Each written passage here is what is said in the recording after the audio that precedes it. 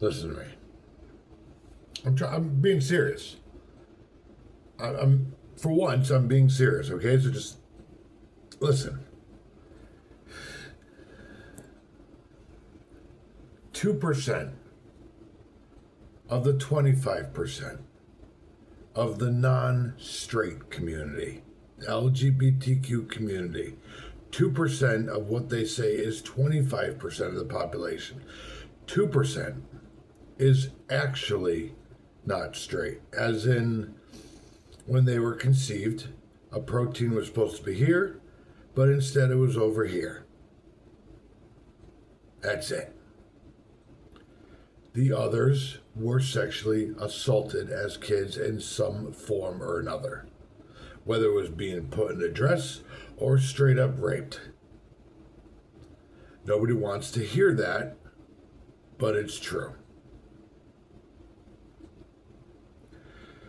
When it comes to the sexual promiscuity of gay men, it's because they are sex addicts.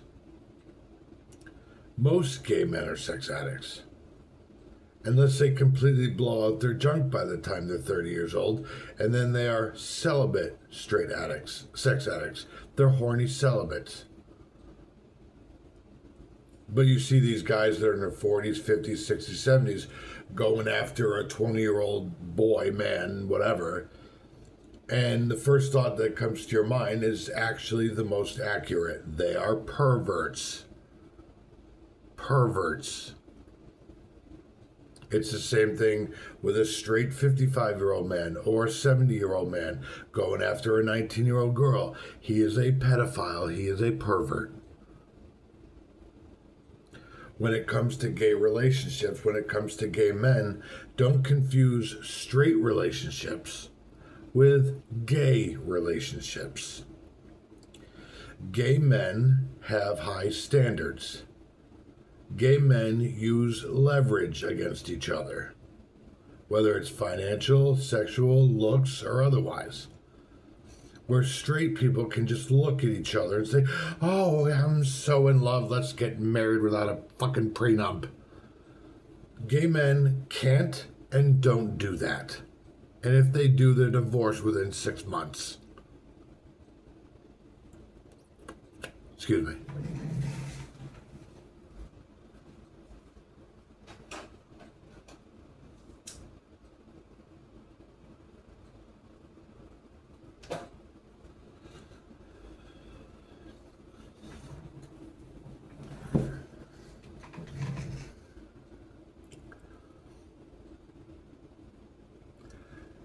I'm more, now that I'm older and don't really care about much of anything, probably I identify more as asexual. And no, I'm not whacking off 15 times a day. I just don't care. If a good-looking guy walks by me on the sidewalk, I acknowledge, oh, that's a good-looking guy, and then I just carry on. That's all. I can't even remember the last time I saw a good-looking guy walking down the street. I'm sure it was yesterday, but I don't remember because I just don't care. When most gay guys would excuse themselves to the bathroom at the Pizza Hut and whack off because they are sex addicts. There was no need for gay marriage. No need. It was this big much ado about nothing because most gay guys don't get married, and if they do, they're divorced within 6 months because they're perverts and they cheat on each other. Which is why I'm in no hurry to become a multimillionaire with a six-pack so I can have my leverage and get the standards that I want. Because that's the scheme of things in the gay community. They won't say it, but that's true. None of them have that, but that's what they want. So the fact that they don't have it, but that's what they want, unrealistic expectations, they sleep with whoever will give them the time of day. It's called lowering my risk of getting hurt. Lowering my risk of getting hurt. Because at some point in time, a gay guy, specifically a gay kid under the age of 21, it wasn't about just whacking off and sucking dick. He was actually in love with somebody. Whether it was a kid in his kindergarten class who moved away 30 years ago,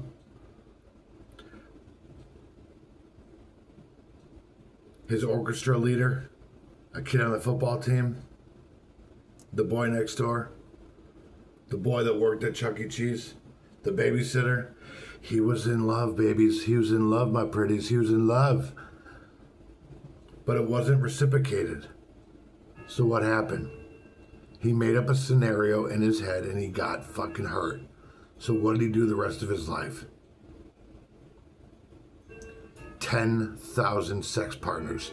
That's what he did the rest of his life. And most likely caught an STD in the process. One that can't be healed.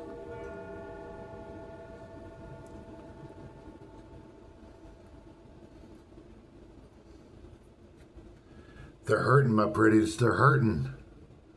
It ain't love and peace.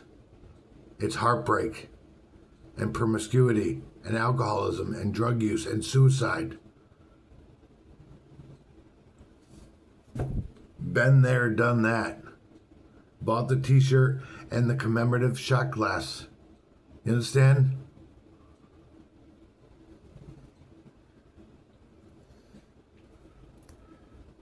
And if you're gay and you're watching this, yeah, I'm talking about you.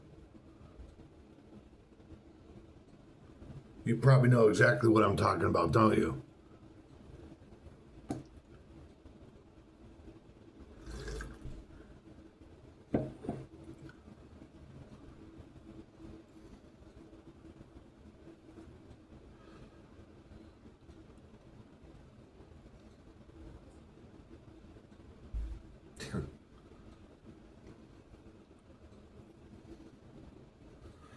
I've been asexual for 13 years.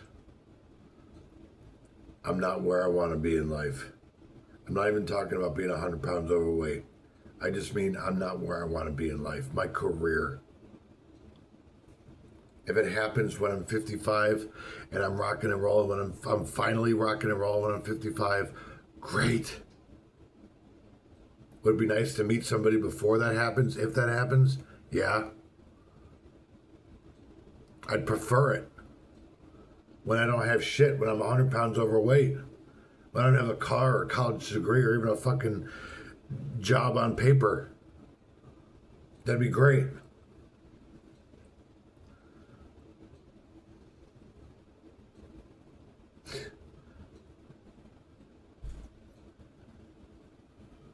And I'm done.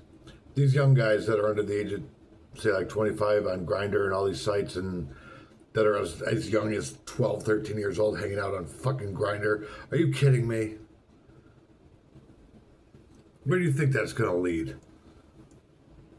Having 3 partners a day, doing drugs, drinking alcohol, STDs in the ground and lonely, and a sex addict.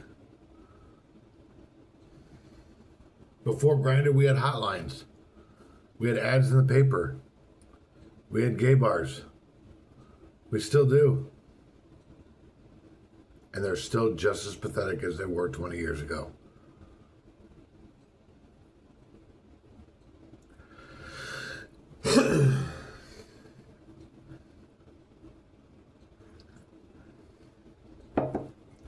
Find out for yourself, assholes.